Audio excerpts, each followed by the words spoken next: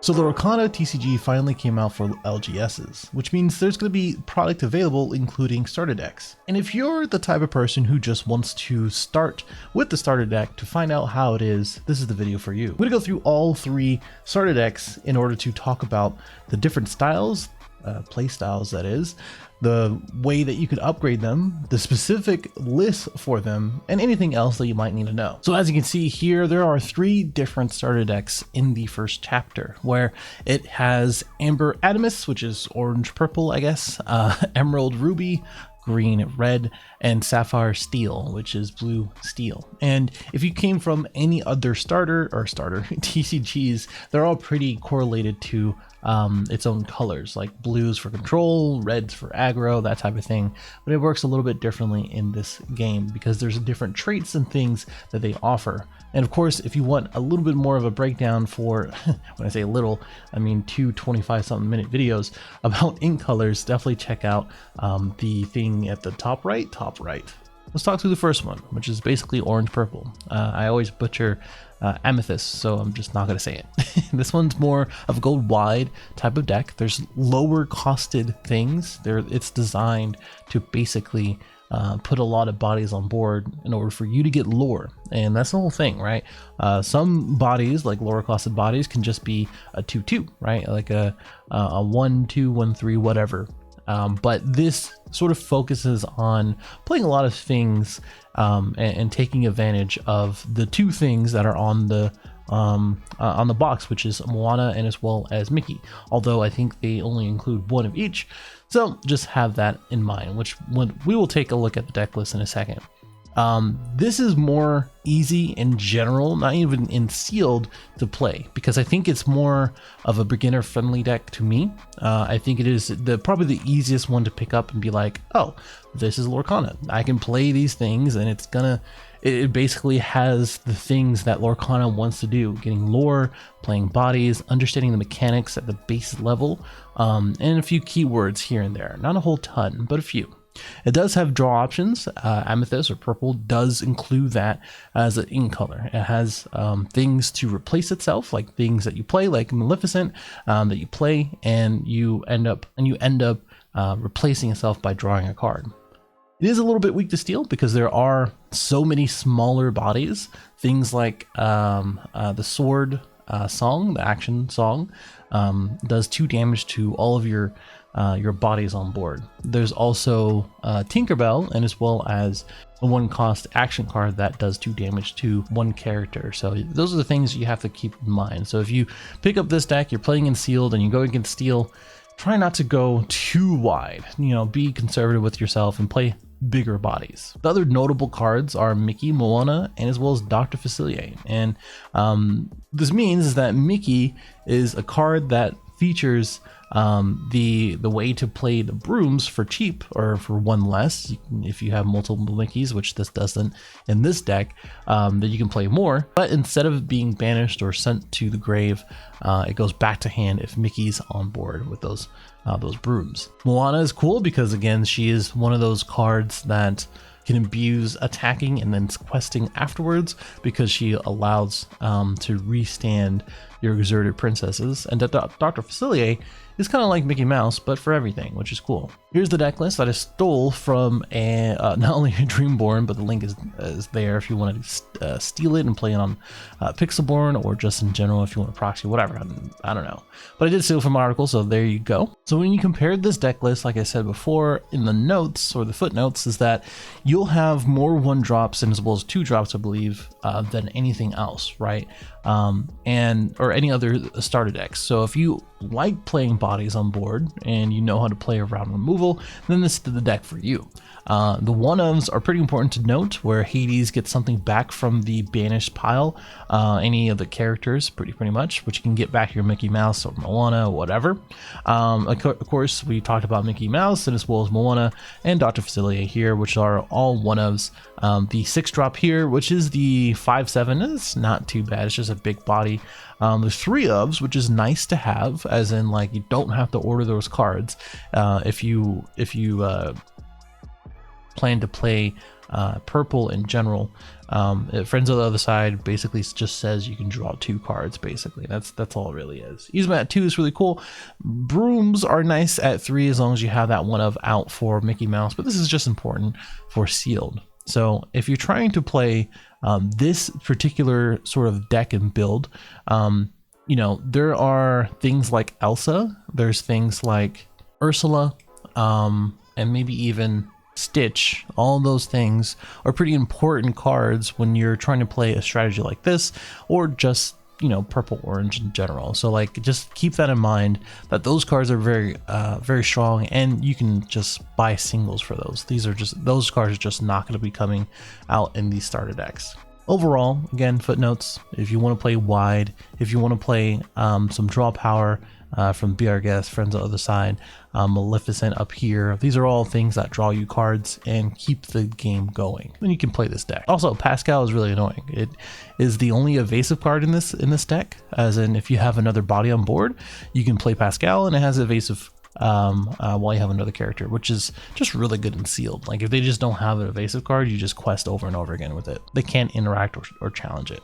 All right, next up is going to be Emerald Ruby, which does feature lore removal. And when I say that, is that if you have 10 lore and your opponent has 10 lore, you play a card that has lore removal, they lose that lore. So they go down 9 or 8 or whatever it may be. Aladdin's a huge part of that. He makes you gain lore, 2 lore, while they lose 2 lore when you challenge and banish a character. This is super, super strong, not only in constructed, but also in sealed. And then things like Corella and just green in general is just a big annoyance, and we'll talk about that as we go through the deck list. Dragonfire is just a spot removal. You pay 5 and you just banish something, which, you know, is really good. Like, you just don't get that anywhere else. You don't get that in any other color, which is why red or ruby is super, super strong. So when you really think about a competitive color, ruby is going to be one of those. And when you think about a color that is very utility based, again, Emerald is going to be that too. Only downside of this starter deck, if you're playing in sealed and just in general, if you're just picking this up and just trying to play it in locals or something like that, it doesn't really have draw cards. And I think the also part of the thing about not having draw cards and just not hand holding you as much as like the previous deck does, is that the learning curve is a little bit steeper. I think this is probably on the higher learning curve, or highest learning curve out of the 3. But it does have evasive cards, and I already mentioned Aladdin. Some notable cards here is Mad Hatter. Whenever it is challenged, you gain 3 lore, so you quest with it to 3 lore. It's only a 2/4, which is a 2/5. That was, man. But every time it's challenged, you can draw a card, which is really cool. The other thing is that the one-ofs with Aladdin, again, I mentioned this before, super strong card. Dragonfire comes out with this at 3. It is only an uncommon, so it's not going to be too expensive, but it is going to be a pretty important card for any red deck. Mother Knows Best is an interesting way to remove big bodies. So if they're playing like a Stitch in the Mirror or something like that, or if they play a Pongo, which is a pretty important card, this and as well as Peter Pan both have evasive, and that's super important against just sealed cards in general, like, or sealed play in general. And constructed is fine. As long as you have removal like Dragonfire and Mother Knows Best. But having these guys out, using Dragonfire and Mother Knows Best, you basically can just have a very annoying deck along with Aladdin coming out and shifting on top of the other Aladdin, which this Aladdin, the 3-drop, you get to make your opponent lose 1 lore, which is just annoyingly good. And then the other parts of red is just good stats. So if you're interested in playing something that has good or better stats, like this 5/3, 5/4, 6/5, etc., right? In general, Ruby offers that. So this deck, along with the other parts of Annoyance, where Cruella de Vil, when this is challenged and banished, you get to return any card on their field back to the player's hand, which is super strong. Not only the one that challenged it, but just any of their cards. And then the other annoying 1-drops, the only 1-drops that they offer here are 2/2s. When you really see other cards like this 2/2 here or this 3/2, whatever, they can do damage just for playing 1, and you can just get bodies on board for it. All right, the last deck is gonna be this nice blue and steel. Wow, what am I saying? Sapphire and steel. I pick one, like pick a color, pick the name. It's more of a control and ramp deck. I think when I say learning curve, maybe this is the hardest one actually. I think maybe this is the hardest one. I think this is actually the hardest one now that I think about it. I think they're pretty close.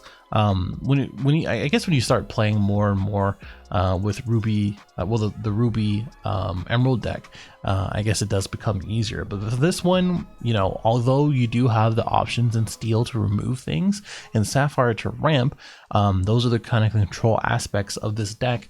It does get a little complicated when you're trying to decide when do you need to ramp, when do you need to remove, and you know, when you use those cards out of your hand, you won't be able to actually use those.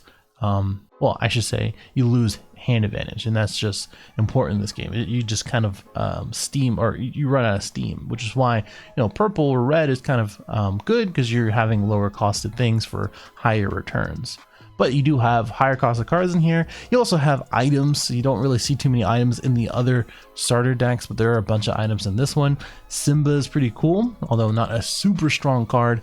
Mufasa is cool also, and we'll talk about that. And then Maleficent, which is just a strong lore card. That's all it really is. I didn't mention Aurora. Aurora just gives ward to other cards, so things like Dragonfire to their other cards can't really touch it. There's only one in this deck, so if they Dragonfire this in Steel play, or if you just have that one, then you're kind of out of luck, right? You kind of you can't protect anything else. Well, you protect everything else, you can't protect itself, and then after that, all the other ones are vulnerable. Same thing for Cruella de Vil. So if you're going against like that Ruby Emerald deck, then this is going to have a weird time because it's just, again, doesn't really have too much protection outside of Aurora. The cool thing about this is that it does have Captain Hook, it does have Smash, and it does have Grab Your Sword, which all these guys are just good in general, and Fire the Cannons. All these guys are just good in general to remove threats. So Captain Hook just becomes a 3/2 on your turn. You still have these 2/2s in just like the Emerald Ruby deck, and then Smash just is a 3 damage that has ink, which is super important to any character, and then 2 damage with the Fire of the Cannons. If you are planning to play Steel, there is the Captain Hook 5-drop, 4-drop, one of those, that returns Fire of the Cannons back to hand. The only thing about Fire of the Cannons is that if you're not playing that combo, this is just an uninkable card, and it's good for spot removal, as in like removing a 1 cost or some of these 2 costs or whatever it may be. But yeah, it's kind of annoying otherwise, you know, not to have something to ink. And again, Steel, you can also upgrade with Tinkerbell, which goes really well in correlation to all of these damage pokes. Basically, that's really what it comes down to. We do have 1 jump ahead that ramps you a card, along with Mickey Mouse. Only 3 and 2 of these guys.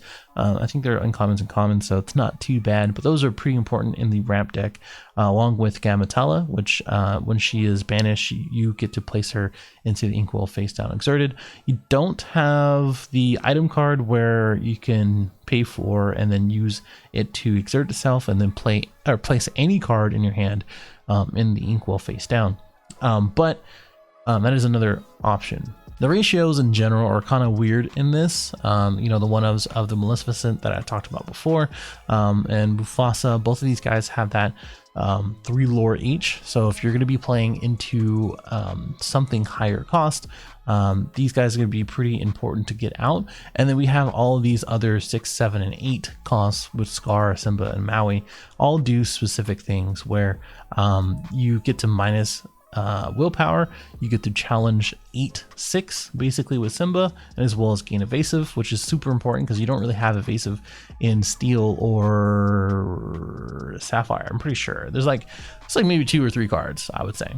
And then Maui is just a big 8/8. So if you're not playing against Ruby, if you're playing against Ruby, that is, I think like Amber Amethyst is going to have some trouble with Maui, in my opinion. Then we also have Hercules that has bodyguard, so this also plays into the other Musketeer bodyguards like Mickey Mouse, Donald Duck, etc. You can pair this well with Amber as well, that also has bodyguards. You can play into that, which also has like a lot of healing items, which you can also use Magic the Flower Magic Golden Flower that also heals in this deck, and as well as Coconut Basket. But if you're going to be pairing with Amber with the other bodyguard cards, you can use Rapunzel or something like that to actually heal it. But in general, again, the learning curve is a little higher because you only have one of some of these cards, and you got to really be careful of when to use them. And of course, some of the ramp cards, you can't just ramp willy-nilly because you're just going to be using your hand and not get too much return. But I will also say that since you do have items in this, you can also take those items to something like the Crab or Maurice that is in blue and use those items for future decks. So that's pretty much it. That's pretty much all of the starter decks. And if I missed anything, or if you have your own opinions or experiences out of these starter decks, put it in the comments below. And if you want to see any other if you want to see any other content for Lorcana, definitely let me know in the comments below what you want to see. And of course, subscribe if you're new. I'll see you in the next one.